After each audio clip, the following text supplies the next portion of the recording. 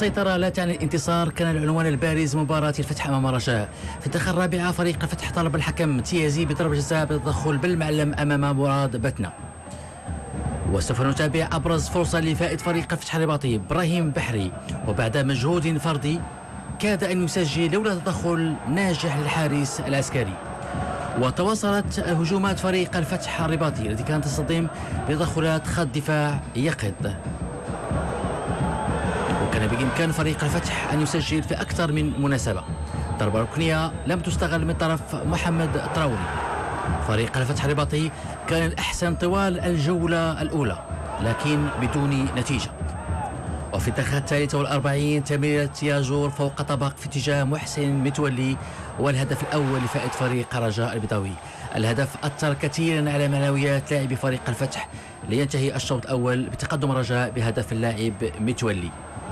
مهمة فريق الفتح في الجولة الثانية لم تكن بالسهلة، ضيع مجموعة من فرص التسجيل. في الدقيقة 53 كروشي وعرقل وضربة جزاء لفائد فريق الرجاء البيضاوي كلف بتنفيذها صاحب الاختصاص العميد محسن متولي، والهدف الثاني.